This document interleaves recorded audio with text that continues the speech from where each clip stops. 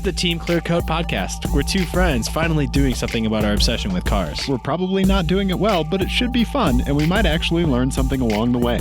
I'm Dave. And I'm Ian, and this is our show. Hello, everyone. And hello, Dave. I'm in charge now. What have I done? What have I done? I don't know. Dave, tell the people where you are. This is Team ClearCoat. We're a car podcast, I guess. I'm Dave. You're Ian. I'm Ian. I'm in charge now. We're obviously in the upside down because I'm not in control of the blanket fort, and my blood pressure is through the roof right now. If you listen closely, you can actually hear Dave's anxiety, and it sounds like this. Oh, God damn it. I have said for years that what we were missing was a rap air horn, and now I can make it happen. Oh, it's all within my control. Oh, God, please yell more into the microphone. Yeah. Oh, am I coming in a little too hot? Well, now I'm getting heated. You can't twiddle my knobs. Yeah, you can't twiddle my knobs. Can we just talk about cars? Oh, right. Okay, so Dave, you're in someplace in California. I am. I'm recording this in a covert location in Santa Barbara, California. That is the Hilton beachfront property. Okay. All right. Yeah. Good OPSEC. Yeah. Yeah, you had a work trip this time, and so now it's my turn to be in charge of the blanket fort. I can only do it with evil fingers. I don't know why I can only say it with evil fingers. I left the blanket fort running for you so you could just walk into my house and sit in my chair, which feels so wrong. You're messing up my butt groove. Oh, You're tooting into my toot cushion. Let's be honest. I'm making it wider. I'm making the butt groove much wider than it was before. With your tiny little narrow cyclist butt. Now I'm going to have to work. No, you're the one who needs the foam liner when we go karting. That's don't. True. You have the narrow butt between us. Whatever. You've got a narrow butt. This is the weirdest argument that's ever happened on a car podcast. This is the best car podcast. Just two guys arguing about their hip girth. Who has a more narrow ass? Oh, I love it. All right. Like Click and Clack always did. Yes, correct. Yeah. So we have basically a show chock full of we don't have readers, viewer and listener interactions. But we're both traveling. What's the rental car sitch for you? The rental car situation is a specialized Roubaix full carbon road bike with Di2 electronic shifting. Okay. There is no rental car. I only rented a bicycle. You rented a bicycle for a work trip? I didn't even know you could do such a thing. Can you expense that? No, I can't expense that. It's for recreation. Okay. So I'm out here with 4 other coworkers. Five. I'm not going to mention which one I forgot. So, it's one of those situations where one person rents just a giant ass Ford Excursion. Gotcha. And I did not rent it. I didn't want to. Because I didn't feel like hurting those cats. So right. Make it someone else's problem. Yeah, I spent some time in an EcoBoost expedition, and the thing actually moves. Oh, I'm sure. Yeah. That would vaporize rectangle states, not just destroy them. It would Thanos vaporize them. I love it. Does it do burnouts? I haven't gotten the keys for myself yet. Okay. Yeah. Well, yes. I expect a full report on the burnout capabilities of a Ford Excursion. Rental Ford Excursion. You're not going to get it. Okay, so we'll get your full report on the rental car capabilities, burnout capabilities of a Ford Excursion. Why did I give you the lockbox code to my house? I don't know. Give me one reason why I've done that, Ian. Because you secretly have wanted this. You've wanted this in particular for as long as I have. Yeah, because relinquishing control over something is a personality trait I possess in droves. It's true. I love it when I'm not at the helm of something. Well, anyway, I also just got back from a long travel. I was in the lovely state of Minnesota for 10 days. Yeah, you were gone forever. First of all, what was that waterfall place that you were at? Because that was gorgeous. That was Gooseberry Falls. Gooseberry Falls? Gooseberry Falls. I'm sorry. Can we take another stab at that? It was one of those. I think it's Gooseberry Falls. Gooseberry Falls. That's what I'm going to go with. Gooseberry Falls? Yes. Or gooseberry, whatever it is. Where are you even from? What regional accent is that? No. I think it's like gooseberry, like the fruit. Gooseberry. Okay. You've heard of a gooseberry before? I've heard of gooseberries. Oh, I've always heard them referred to as gooseberries. And I've also heard of the incredible actor Luis Guzman. They are berries shaped exactly like Luis Guzman's head. Everyone knows this. Native to one small part of Minnesota. Everyone knows about that. I know it's not good for camera, but I am touching my forehead a lot in this episode. I don't know why. What have we done? Are we even talking about cars yet? No, we are not. But anyway, yes. So we explored. We explored Minneapolis and St. Paul, and then we went up all the way to the North Shore. So I had a lot of seat time in the rental car I got, which was a GMC Acadia, which I think we discussed briefly once before. Yeah, why? What were the choices? Like herpes or a kick to the face? Well, it was the only 7-seater available to me at the rental car place. I made a really funny joke about an STD that you stepped on. I'm sorry. You just have my levels all turned. Oh wait, no, that was me. I don't know. I don't even know what I was doing with that. I don't know. I missed it. I'm sorry. Okay, go on. I'll blame Hangouts. I said, what were your choices? Herpes or a kick to the face? Yeah, pretty much. Why would you get that GMC? We needed a 7-seat vehicle because we were going to have family members and stuff with us, and it was the only one that was available. It was the only available one. No minivans. No, there was minivans. They had minivans, but they were all reserved already. So the only thing in the choice thing, there was the only 7-seater available. So that's why I grabbed that. Okay. Okay. It remains, after 10 days of fiddling, the worst seating position of any new car. I just could not get comfortable. It was like the scab you couldn't stop picking. Yes. Okay. Every day I got into that car and I tried to make a minor adjustment to make it comfortable, and it just never happened. And I've done that before, where it seems like there's no way where each one of these changes I'm making could make everything worse, but somehow they all are. Right. It is the seating position in that car is the automotive equivalent of like Windows Audio, where like you will spend your entire life troubleshooting it and nothing you do will make it better, but everything you do can somehow make it worse. Yep. It's Windows Audio.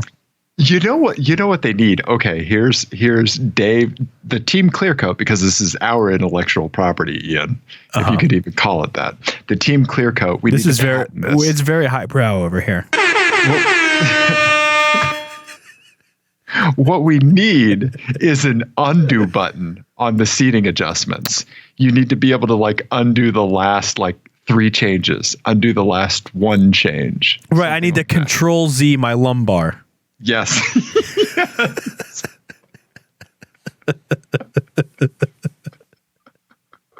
Oh, that's what a chiropractor does. But exactly. Yes.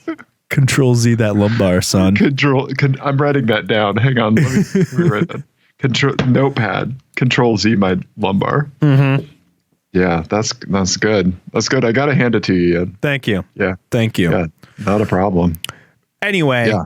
The GMC, whatever it was, I've already forgotten. Acadia? Acadia, yeah. Is awful. Yeah. I even made a joke about one on Twitter today. Oh, did you? Yeah. I missed that. Yeah. It's terrible. Okay. And there's really no redeeming quality about it, other than the air conditioning is exceptional.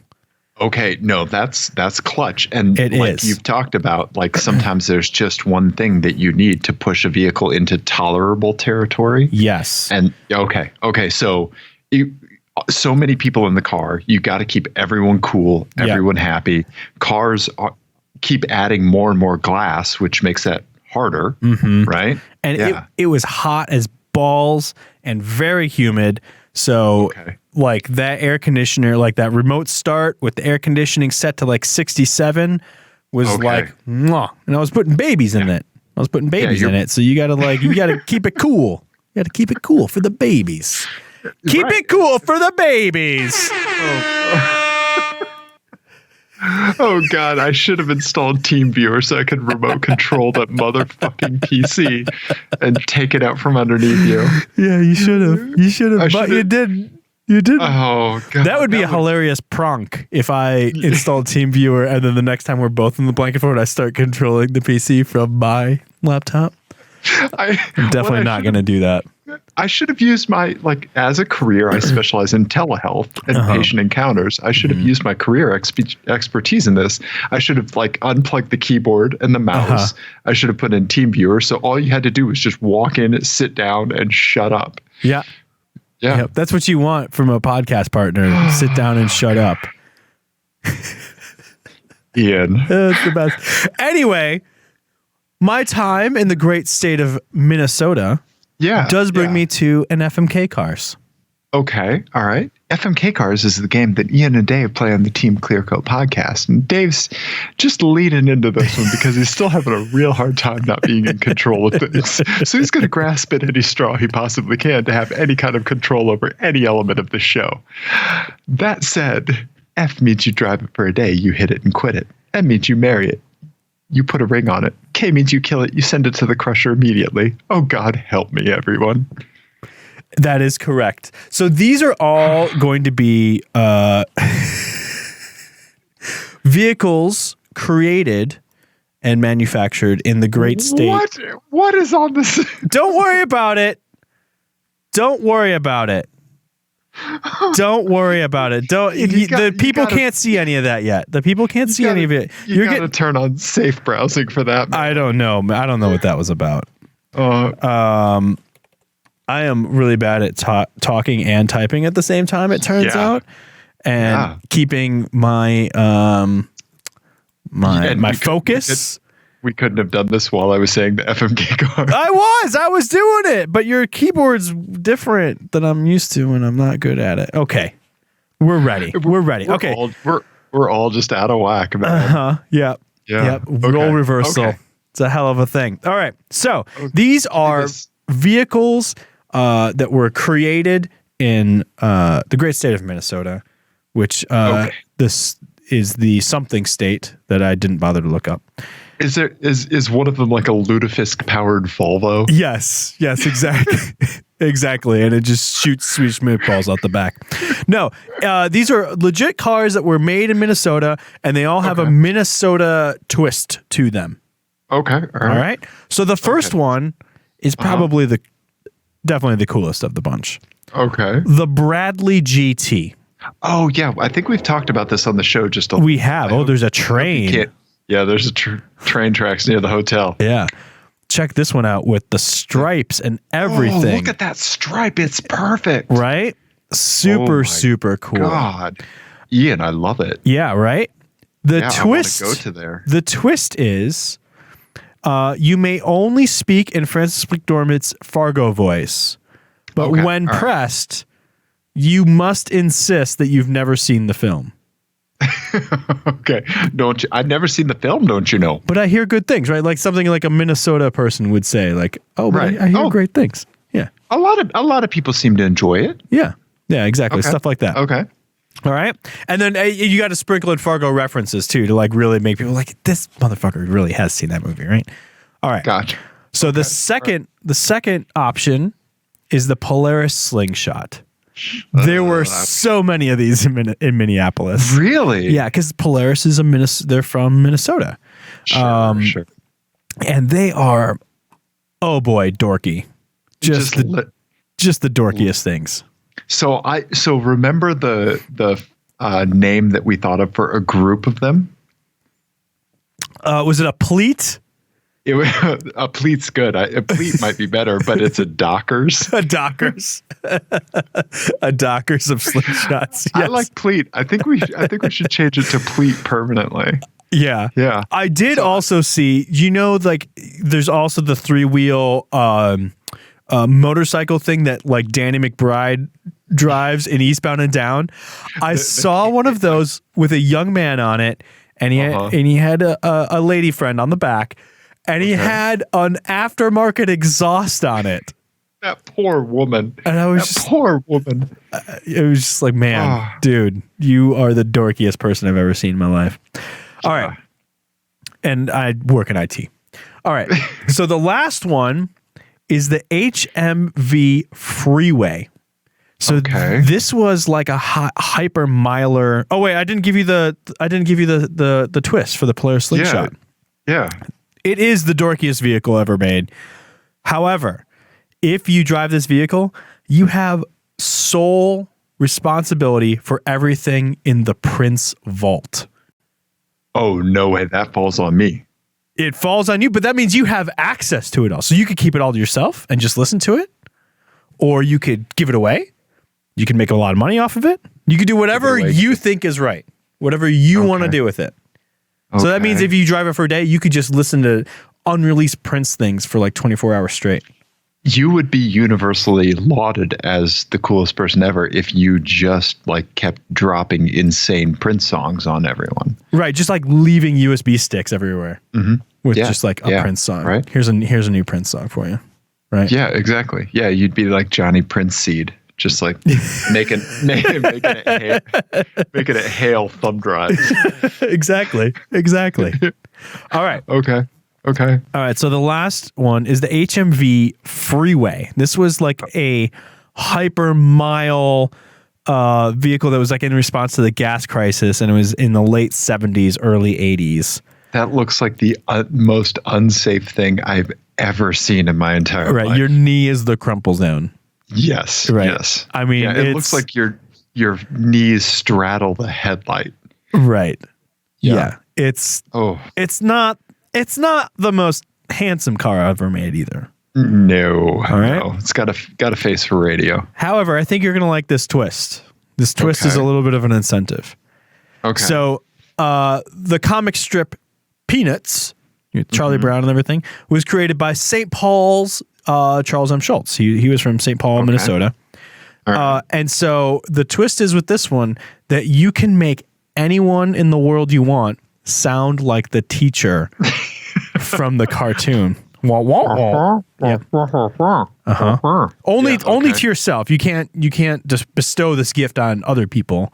Oh, okay. Okay. All right. But it's like the Twitter mute feature, but but in real life, right? Yes, absolutely. Yeah. Okay.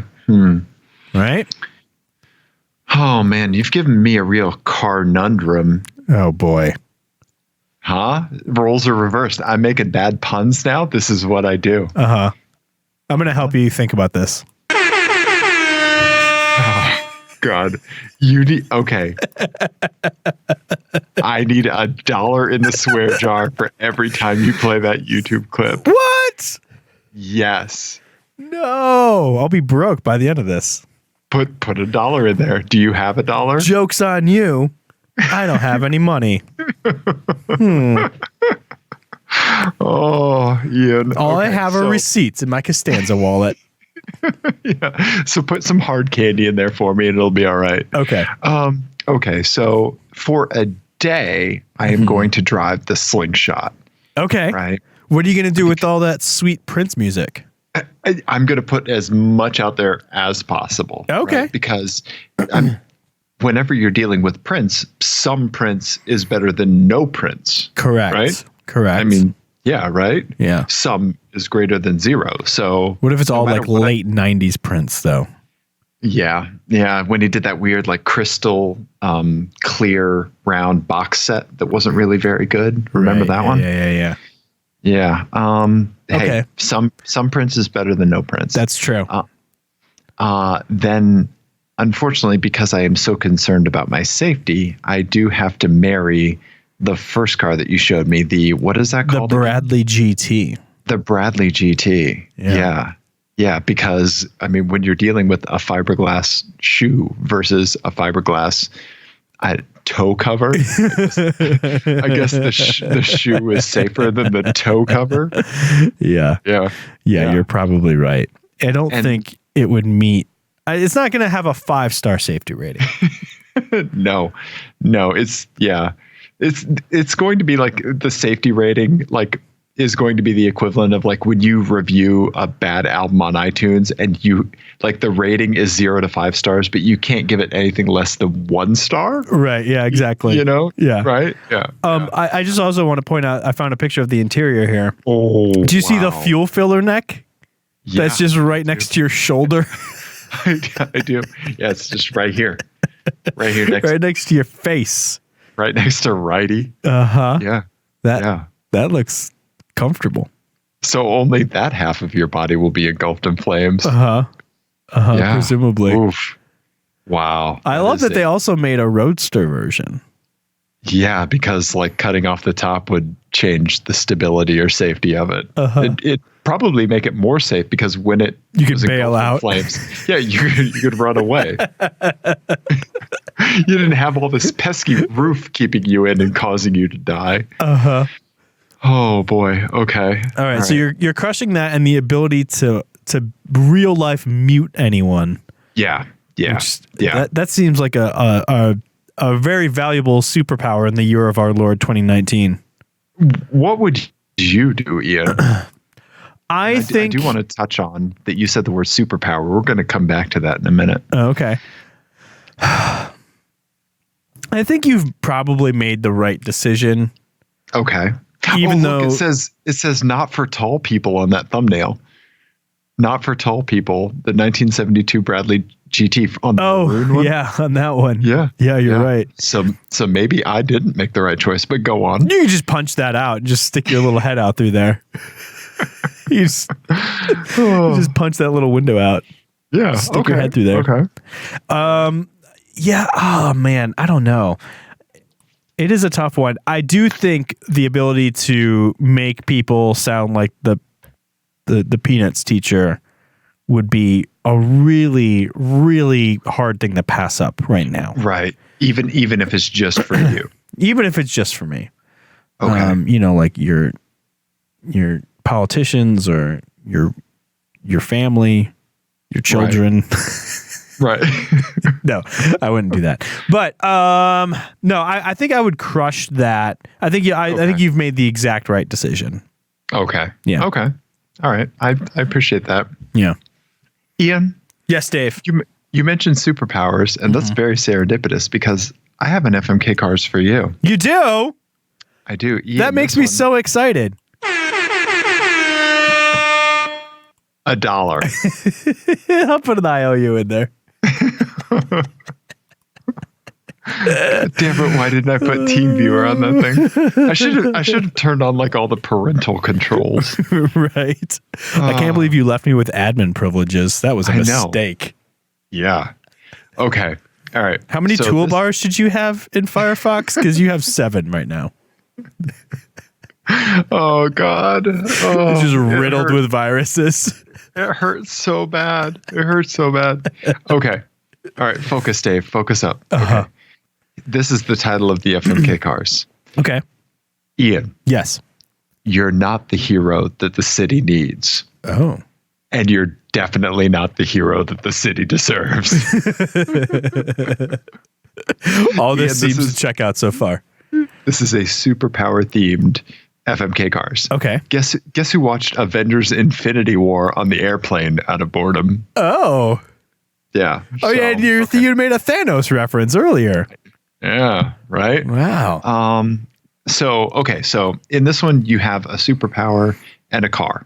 These are all cars that you personally intersect with. All right. All right. So your first car is your beloved R32. Okay. All right. This superpower is you black out at night for maybe about 2 or 3 hours, and you fill random potholes in a 5-mile radius. You have no recollection of this whatsoever, but you just wake up with like some tar and cement on your fingers, and you vaguely smell of whiskey. Okay. And it made me think about episode 40 when you announced how you were going to die. Uh-huh. Yeah. Yeah. I like that. I like that. That's like an interview technique, taking a negative and turning it into a positive. I like it. There we go. Okay. There we go. All right. Okay. So second is your Turbo X. Oh, okay. Dear Lord. Your Turbo X. I'm sorry. Tubo X station wagon. Okay. Yes. Ian, with this car, you have an incredible superpower.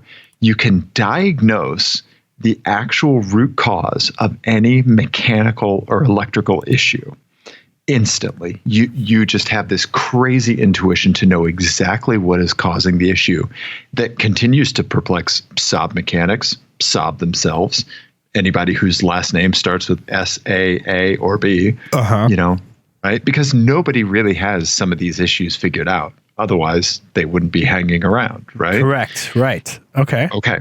So you can't fix them, but you know exactly what they are. So you can get somebody to fix them for you. Okay. Giving you the mechanical or electrical ability seemed like a little much. I like how it's believable that I'm a superhero, but that I could change a spark plug. Well, that's just beyond the pale. Ian. All right. Okay. All right. Lastly, Ian. Uh-huh. Give me. Okay. All right. I'm going to give you a choice here. Okay. You can either have my old man sedan or my Vigan, but you may want to wait until you hear the superpower. Okay. Oh, I have it. You get both, but you have the different one. You have one in a situation, one in the other. It'll make sense. Okay. I'm not crazy. You're crazy. Why are you crying? Sir, this is a Wendy's. Okay.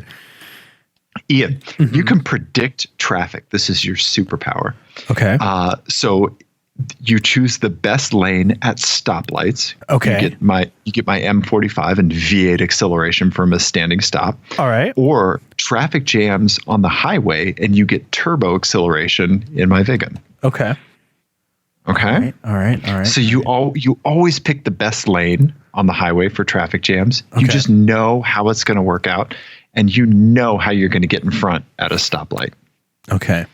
All right.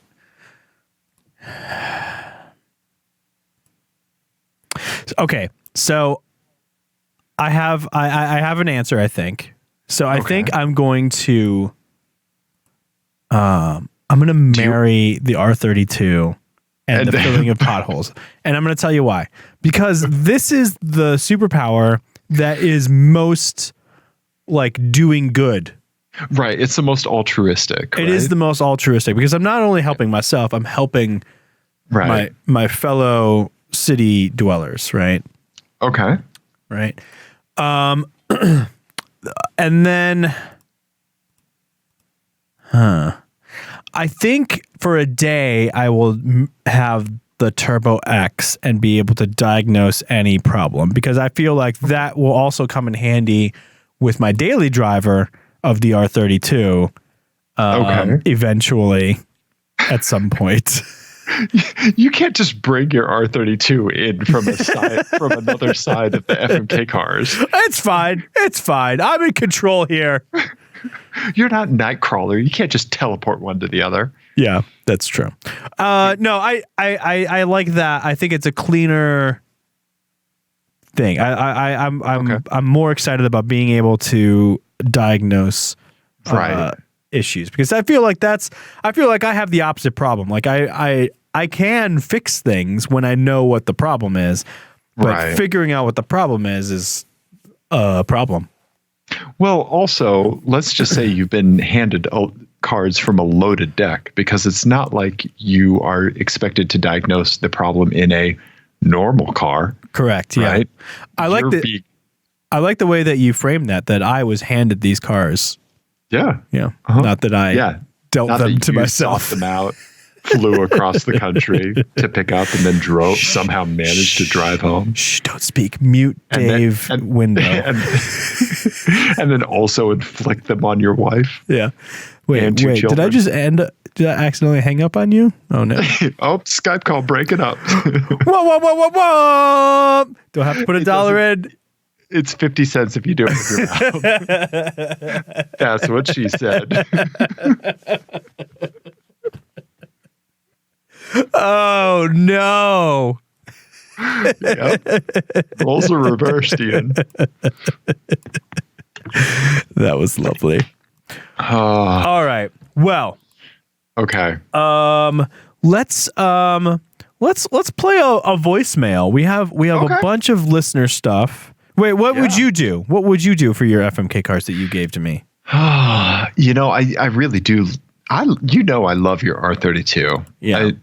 I think I would probably marry that. Mm-hmm. Just because, like you mentioned, because of the inherent nature of doing public good, right?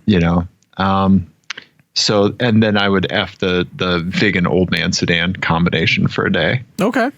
Because I feel like my intuition is pretty good about some of these things now. So yeah.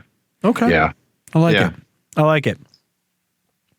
All right. So let's listen to, first off, the Nick Lindy, our buddy Nick. Oh, yeah. Nick sent us a voicemail. He recently completed a move to Arizona. He got a new job and moved to Arizona from Colorado. Let's hear what he has to say. You've already listened to this, I'm gathering. I have, yeah. I have not. So I'm going to listen to it for the first time. Hopefully the audio works. Hey, Kia Cast. It's Nick Lindy coming at you from Phoenix, Arizona. It's only 110 here today, so a.k.a. Satan's butthole. Anyway, I hadn't called in for a while, so I wanted to say hello, and I had two things. I have a confession, first of all. For the last couple of years, I haven't been driving that Mitsubishi like you think I have. I've been driving a 2010 RX 350.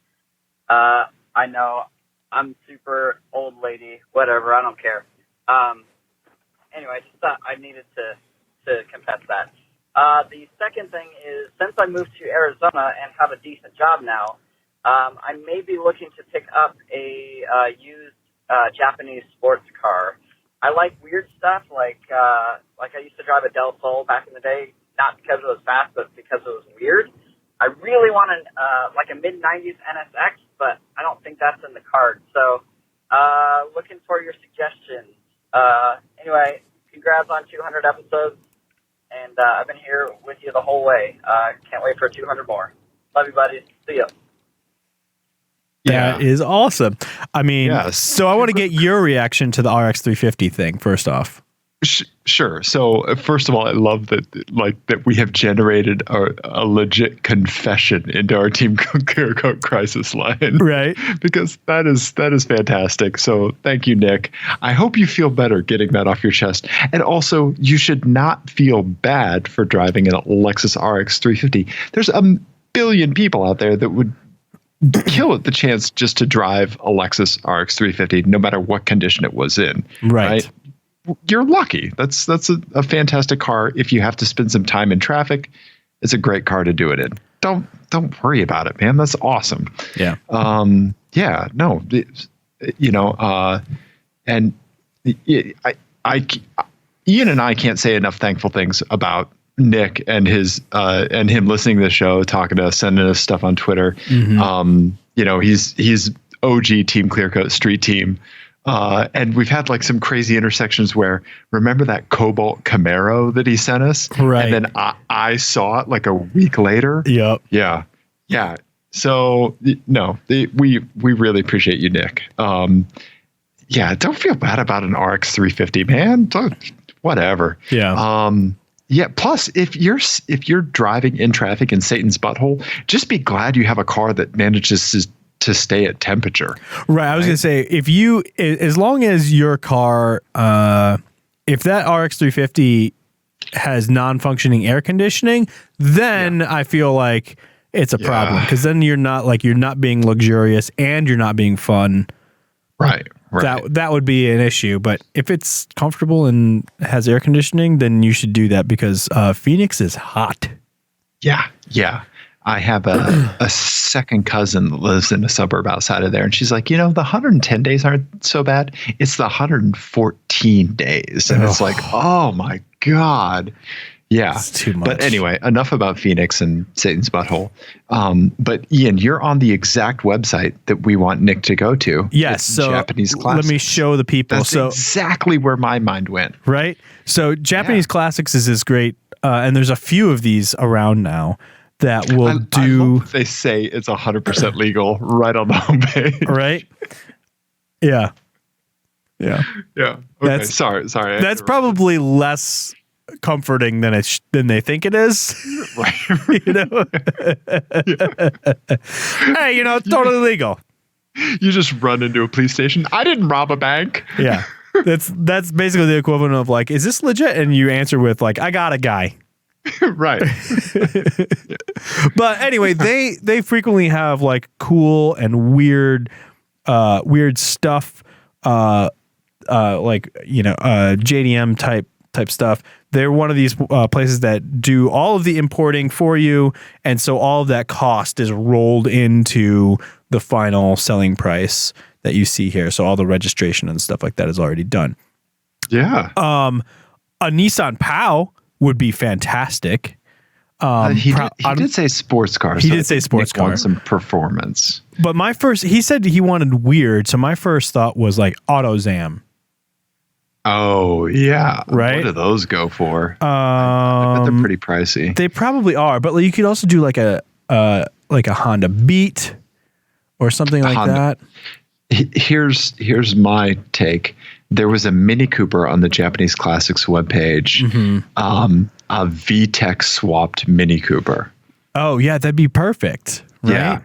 Yeah. That's perfect. I think you may want to stay away from a turbocharged car just because you're closer to sea level, and heat soak would destroy turbo performance down there. Oh, that's a good point. I didn't even think about that. And plus turbo cars are harder to cool. Yeah. It's going to be more taxing on the cooling system. You want to be able to actually sit in traffic with air conditioning on in this car. Right. And that's why I still want someone that we know to get like a big V8 JDM limo and just make it plush and comfortable. They don't have to go full VIP build or anything like that, but like extra air conditioning. Right. Like aftermarket air cooled seats, just super plush. I think would be really cool, especially with a big V8 JDM car. I would like that. I would love to see that. Right. Even like this Toyota Celsior would be cool if you just really So if you want something sporty, I think you need to go normal aspiration. Mm-hmm. I don't know. Maybe just like a straight all motor. Like something, see, there's a Mini Cooper Classic for $12,000. A VTEC converted one, I think will run 16 to 20. Yep. I don't know.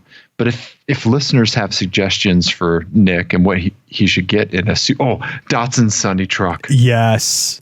Yeah, they have a Datsun Sunny truck. I know. Oh, I saw a Nissan Leaf with a vanity plate today that said E Datsun. And it was like, okay, all right. Electric Datsun. Yeah. It was like, okay. Yeah, I get it. That's cleverish. Cleverish. Right. At least it's not like, some like LOL oil, thing. Yeah. Right. Yeah. Well, Nick, send us stuff that you're looking at, and we'll help you make bad decisions. AutoZam A1. AZ1, sorry. Yeah. It's an AZ1. Or the Honda Beat would be cool. Beat. Like a K car would be fun. Yeah. But you could also go like, something bigger, like a Sylvia or something like that. Yeah. I wonder if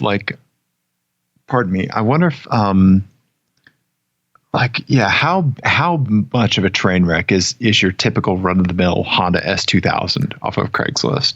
Right. Yeah, how fraught are those known to be? I know we have an Instagram follower.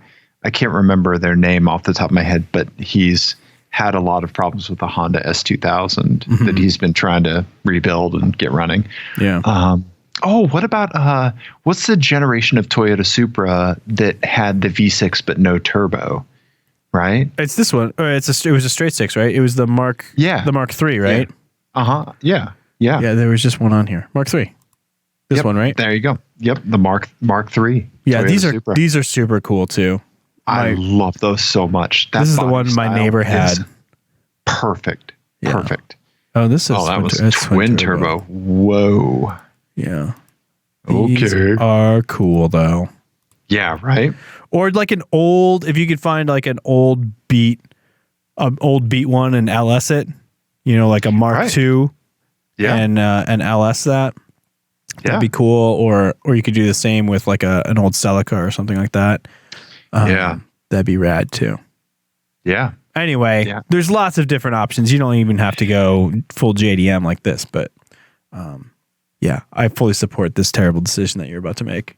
Yeah. Yeah. But if you have the opportunity to buy something off of Japanese classics, you definitely should. Right. Especially if it's going to be a second car, because then like the right-hand drive stuff doesn't really matter as much and all of that. Yeah. Look, that was a turbocharged Nissan Laurel. Yeah, I already clicked on it. It's trying to pull up now. But I've broken your computer, so. Oh, good. Oh, that's so cool. Right? Oh, it's something so cool. It has a very Mercedes Hammer to it, AMG Hammer look to it. That's a great observation. In the back here. And I'm not just saying that because I'm trying to keep you from blasting a rap air horn at me. Wah, wah, wah, wah. There's another 50 cents right there. It was worth it. Worth it. Oh, so while we're talking about this, would you pull... I have a My Eyes to kind of intersect with this. Oh, perfect. Okay. Would you pull up from the folder that I have the first Skyline picture? Oh, God. Yep. Okay. Yep. Oh, boy. Let's see how this works. Skyline.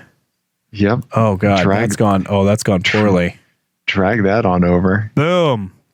Okay. I saw this when I was sweet at work the other day. Now pull up the second one. So it's an R32 Nissan Skyline. Yeah. Right? Is that a GTS? I think it might be a GTS. Yeah. Because it doesn't have those additional grills. But this is the anti-theft system right here. Just take the steering wheel. Yeah, that's awesome. Like a racing steering wheel. Just take your steering wheel with you into work. Like when I bike commute, I take my helmet inside. Yeah. Right? That's awesome. So somebody, if they wanted to drive it, they'd need like some really good like vice grips. Vice grips. Thank you. Right? What's the vanity plate say? The Wolf. The Wolf. Yeah. Yeah. Except the Wolf drove an NSX, so he did. Yeah. So you're right. I'm not sure I approve of the vanity plates. But you should definitely click and zoom in and zoom out a lot more. Zoom. Enhance. Oh boy. Enhance. Oh boy. Enhance. Yep. Enhance. Yep. Oh boy. How about we get back to cars? Whoa. Enhance. Okay. 4x4. Ian? Yes. So I want to read an email from our dear buddy Israel. Okay. Let's do that. Israel responded a little while ago about the when we were going through our nostalgia about family vacations, minivans, and stuff like that, right? So he wrote us a really nice email. Thank you, Israel, so much. And gave us his family history of like cars and road trips and stuff like that. So first up, he says, "Hey guys, I have a couple wagon minivan related memories from for you. We had a Bonneville wagon diesel. I didn't even know that was a thing. Look at that. Yeah. Wood grain on the side. Yeah. Right? Is this his actual old car? Yeah. Okay. And he says at least one of his good friend's folks had a similar GM body-on-frame wagon. His friend's mom used to take 7 or 8 kids in the back of one of those and put a blanket over the lot of us and just pay for herself to get into a drive-in movie. Oh my God, that's awesome. Right? He said, my dad drove our family of 4 from Wichita into and around Mexico for a couple weeks when I was 6. We generally kept the far back seat put away, and my sister and I were encouraged to lay about and be quiet. We had a portable kids potty, which my sister was exceedingly proud to use while we were driving down the street. Wow. Yeah, I mean, it's like halfway between RV, right? Yeah. Growing up in the 80s, man. Right? Yeah. Right? People did not give a shit. No. So then people need to remember, like, some of our younger listeners might not know that this is a thing, but back in the day, like in the 70s and maybe into the 80s, if the police pulled over like a bunch of guys that had been out drinking, they wouldn't give them DUIs. They would hand the keys to the most sober person. Right. Yes. The least drunk among them. Correct. Yeah. Yeah. Like that's what they would do. Yeah. Times have changed. Yes, they have. But yeah, we should definitely MAGA, right? Because those were better days. Yeah. Yeah. Craziness. I'll put $1 in my own swear jar. Yeah. Okay. So then Israel goes on to say his folks became Toyota zealots by the mid-90s and ended up getting a Toyota Previa minivan. Yes. Super weird. He sent us the Doug DeMuro screenshot. Lots of quirks, like having to move the driver's seat to change the oil. He didn't know at the time, but Previous came in many specs, and theirs happened to be the worst spec that you could get it in. Oh, really? Because you could get it like with all-wheel drive, supercharger, manual transmission. Yeah, theirs didn't have any of that. It's still mid-engine though, which is really weird. Right? He said it probably would have been probably would not have been optimal to pick up babes or whatever, but I love being able to carry so many chums. We even had room for all of our rollerblades in the back. It was the 90s, after all. That's awesome. So then he also said a bear broke into it one time when they were camping in Estes Park. Oh, the bear got his claws around the top of the passenger door and pulled the top of the door frame down until the window broke and squeezed his big ass inside and ate all our food. Oh my God. We were in a little trailer tent camper a few yards away, and I recall peeking out to see the bear's head outside the van, and its back was as high as the bottom of the windows. It did not eat us, but it was mostly interested in chocolate, apparently. Pretty sure the state of Colorado paid to fix our van, but we did have to drive back to Kansas City with taped on plastic window. That's insane. I've had to drive a highway stretch with a window that wouldn't roll up for a little bit in the dead of winter. It was in a Honda Civic. The window came off the track, and I tried to put the window up at a toll booth, and it wouldn't go up. And so driving without a window is tough. Yeah. And then lastly, he says, here's a partially obfuscated picture of the Toyota Previa there in the background behind. It's Colorado, the Subaru. Enhance. Before it was loaded down Beverly Hillbilly style when we moved from Castle Rock to Colorado Springs a few years back. And then he wraps up his email by saying, also, I saw a Subaru STI being towed by just his front wheels today, and it made me really sad. RIP center differential. Oh, that's not going to go well. No. No. Right? Yeah. Yeah. So thank you, Israel. That was an awesome trip down memory lane of minivans and Previas and station wagons. And yeah, I love that, like that station wagon to minivan hop that so many families made, because the hop from minivan to SUVs is much more common and also much more sad. Well, you say that, but I guarantee that at some point during the 90s, someone looked at a Toyota Previa and was like, no one's going to be nostalgic for a Toyota Previa. And here we are. Nostalgic for a Dodge Journey? I mean, I'm not, but I'm sure there will be someone, you know, who is, right? Or not maybe a Dodge Journey because it's awful and terrible, but one of those crossovers that we like, you know, like curl our lip at, you know. A Nissan Juke, yeah. I suppose if it has to be a Juke, I guess. Yeah. I guess so. But anyway, again, thank you, Israel, for sending that in. Yeah, that's awesome.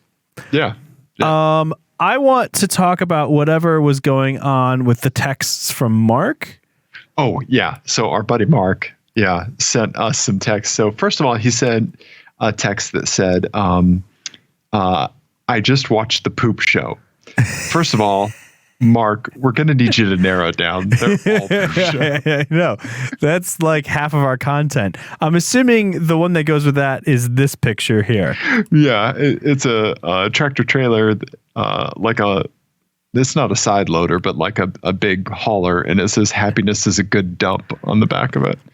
I say happiness is a good pun, so I'm happy with all of this. Yeah, right. Yeah. I endorse that. I endorse this. Yeah. Listening to the poop show. Mark, you're going to need to narrow it down. We're going to need maybe like minute to minute identification within the show. Oh, man. Yeah. And then lastly, Mark sent, this is his Barber's Nash Rambler. Rad. And then what's the rest of that text there? It says for the 4th of July, here's my Barber's Nash Rambler American.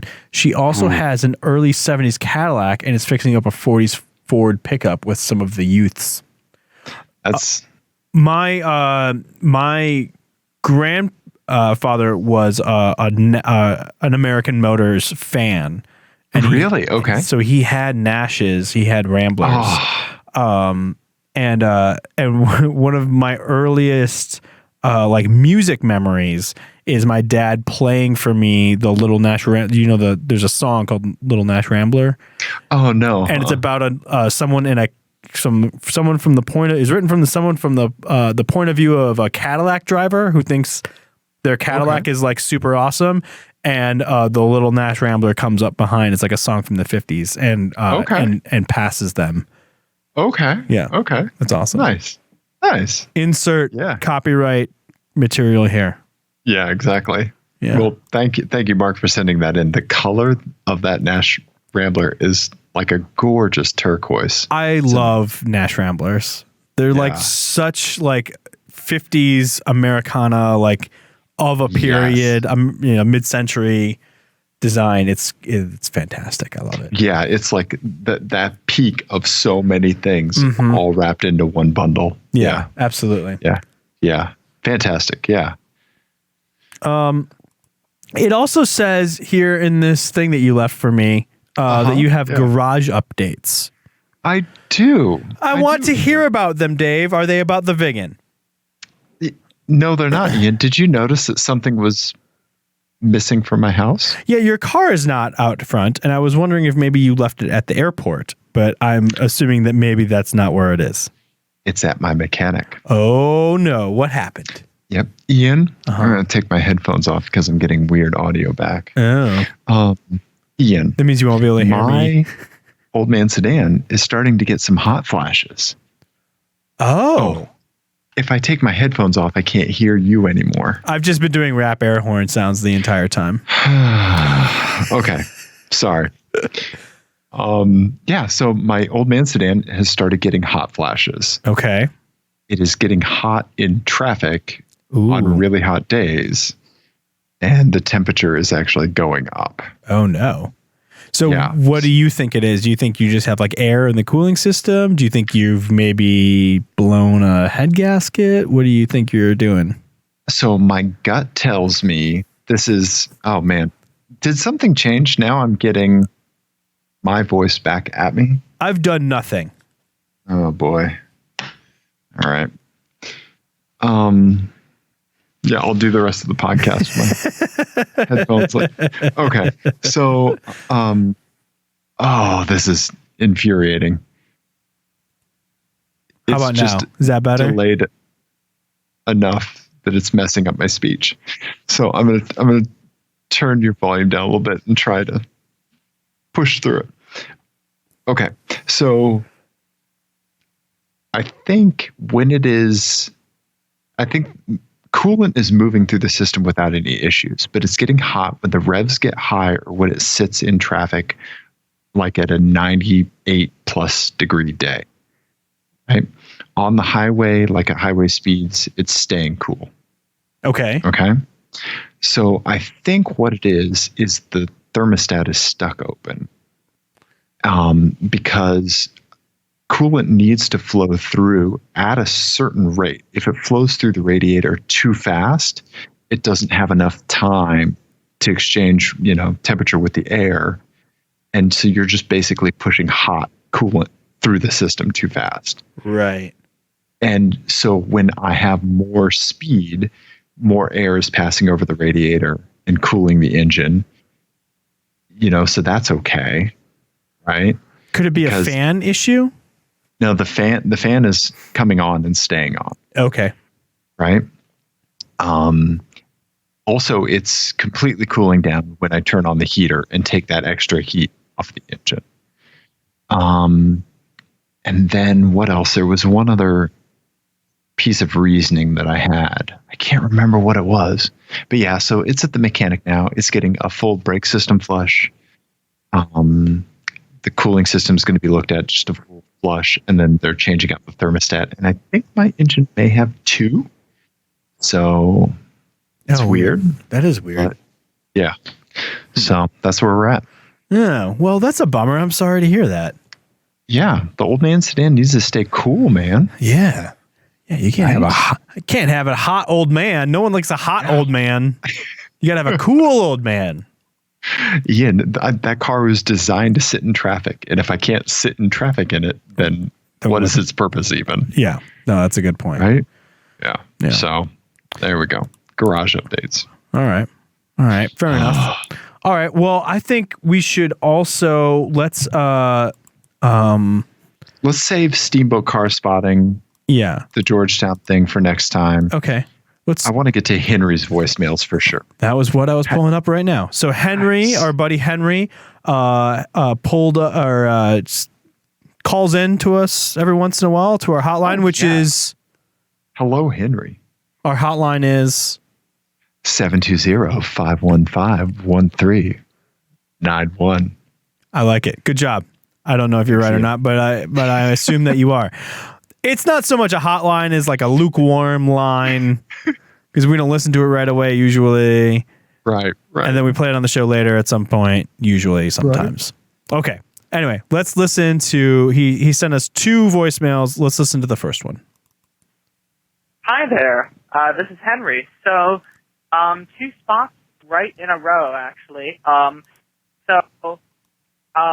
Blue second generation Golf R32. Really slammed, big wheels, camber, all of that stuff.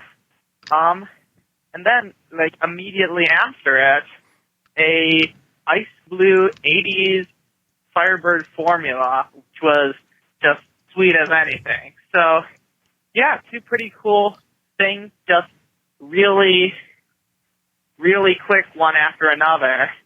All right, see you guys. Nice. So thank you, Henry, for sending that in. Yeah. So I love that. Go ahead. I was just going to say that I love that for whatever reason, the stance kids all gravitated towards the Mark V R32. Yep. And I think it's just aesthetics. Like for what it just looks better stanced than the Mark IV does. Right. So I just think that's hilarious that he saw one, because I've never seen one in real life. Yeah, I've seen them around. I knew somebody that had one for a little bit, but then they ended up getting rid of it because it was too slow for them. Okay. But this is also somebody who like modified an S60 a fair amount. So okay. Yeah. Well, I should have mentioned that I've seen Mark V R32s all over the place. Right. I've never seen a stanced one before. Oh, I've never seen a stanced one either. Yeah. Yeah. When I lived in Oklahoma City, when I bought my R32, a few months after I bought mine, someone down the street bought a Mark V. Really? And so there was like 2 R32s within like half a block of each other. which was Nice. Okay. really weird. And you just shared fuses. You just went in on bulk purchases of fuses together. Mm-hmm. Yep. You just basically used economies of scale for your fuse purchases. correct. Yes. Just bulk pallets of fuses. Yes. Yeah. Beep, beep, backing up the truck. Okay. Nice. All right. So he sent us another voicemail. What were you going to say? What was the second car that he saw? It was like an ice blue. Ice blue Firebird. He said 80s Firebird. Oh yeah. Show the people what one of those looks like, Ian. Oh yeah. Come on. Engineer this thing. Firebird. Is it ice blue? Is that the name of the color? I don't know. What did he said it was a Firebird what? Oh, it is ice blue, but that's a 60s color. So let me show the people. Yeah, he probably saw an 80s one. He did see right? an 80s one. Was Here's a 76 Trans Am in ice blue. So that'd be close to the same. Yeah. That's a cool color. It is a cool color. Yeah. I wonder But what was the one he talking saw? It was the turboed one, right? I don't know. Let's listen to it again. Oh, God. We're allowed to do that. We can do whatever we want. I'm in charge. It's fine. boy. Hi. Oh, wait, we need this one. Twice. Hi there. And then, like, immediately after it, Oh, this is the second ice voicemail. blue 80s Firebird formula, which was just Firebird formula. Firebird formula. Yeah. Firebird Nice. formula. Also, I love. Don't listen to this. This is just to buy time. Oh, okay. Yeah, that's amazing. Yeah. Look at that. Look at those the are cool. air intake. Mm-hmm. I love that you can hear Henry processing what he saw in this phone call, Yeah. because I think that that's like a really important moment in like when we see these cars like that, like realizing that what you saw is just what you saw, especially if it's just subsequent cars together. Yeah, absolutely. Yeah. Yeah. I like that. Let's listen to his second one. Let's see what he has to say yeah. now. Hi, this is Henry again. My message from earlier, which at the time was just a couple of cool spots in the wild, has turned into an automotive crisis by virtue of the fact that I just saw a second generation Volkswagen R32 in the same day. I don't know how many of those they made, but it can't have been that many. I barely ever see single ones of those, so 2 in a day is ridiculous. I know this was a different one. It was red. It looks like a 4-door where the other one was a 2-door, and I didn't get a great look at it, but it looked not slammed. Yeah. So, there we go. 2 in a day.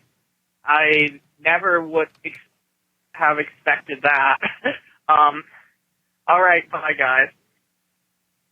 Yeah. So, again, I love that you can hear like the shock in Henry's voice.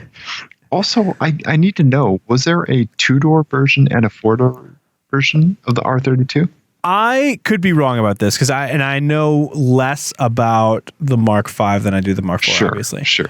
I believe it had the same production numbers as the Mark IV, so that would have been 5,000 total for the US. So not super rare, but also not super common.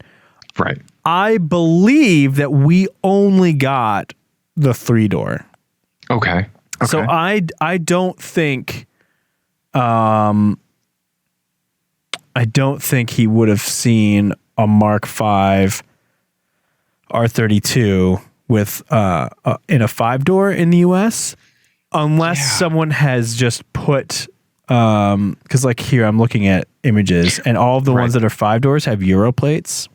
Okay. I think because we only got the 3-door with the DSG in the Mark V. Oh, okay. And in Europe they got a 5-door option and the manual option. So I believe that maybe someone has car stanza'd their GTI or something like that. Right. Huh. Yeah. It's possible. Mm-hmm. It wouldn't be unheard of. Yeah. But so when you have a base car like a Mark V Golf and you want to put an R32 bumper on it, I'm cool with that. Okay. Right? All right. But if you badged an R32, I'm not cool with that. Well, but here's the thing: is that the exhausts were different, right? So even if you put R32 exhaust on your GTI, what about that? Right. Yeah, go for it. Okay. All right. Yeah, but I think if you badge it an R32, that's when I have a problem. What if it's debadged? That's perfectly fine. Okay. If you tell someone it's an R32, you're lying. Right? It's true. Because if it's just a Mark V that you've kind of like upgraded on your own to have some R32 bits, that's great. Go for it. It's your Mark V. You know, like the Saab folks for the NG900s, when they would put a Vigan turbo and intercooler and stuff like that on it, they would say they did a Vigan conversion. Right? They would always attach the word conversion. They wouldn't say this is a Vigan. Right. So yeah, you do an R32 conversion. I'm into it. Okay. All right. Yeah. All right. What about you? What's your take? I feel like you're a little bit picky about this one. I am, only because I feel like it's less annoying it's more annoying than like putting M3 side skirts and M3 body kit on like a 325, which was a pretty common thing to do in like the E30 generation and still is. That seems less annoying because the M3 was such a it was made in such numbers, whereas this is a limited edition and it seems more trickery related than like performance related or like aesthetic related, because they did also make the 40th anniversary in the Mark IV, and you could do those bumpers, and that wouldn't bug me as much either. I don't know. Okay. I really like when you and I have different opinions about car stanzas, right? Which is almost every time. I think this is a good one because I don't have a problem with somebody putting M3 side skirts on their E30. I have a problem with them saying it's an M3 when it's not. Yeah, I agree with that. I agree with that completely. Right.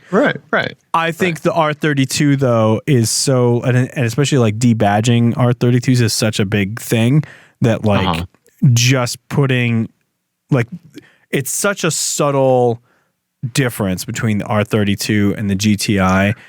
That like by putting those things on, that's essentially like badging it to me. Okay. In the Volkswagen community, I think. I can see that. And from my perspective, my instinct is to not say that's an R32 if I see a debadged one.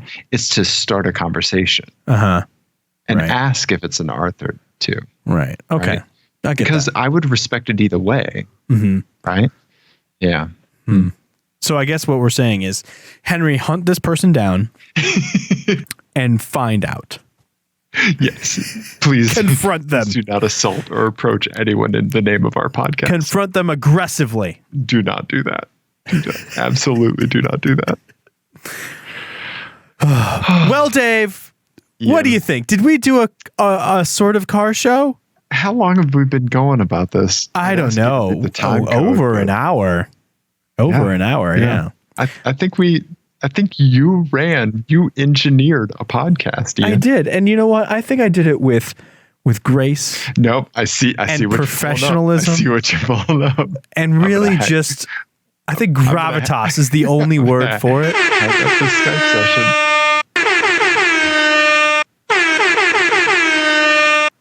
I should have just had you get it all out at the beginning of the show. You should have. And then I would have just inserted a disclaimer. But then attention listeners, fast forward the first 5 minutes. But then you decided to scold me and thereby encouraged me. Right. Yeah, boy, there's a lesson. I've never seen such disappointment in your eyes before. This is what it would be like to be your child. Yeah. And guess what? It's not great to be my child, is it? You're so disappointed in me. I am.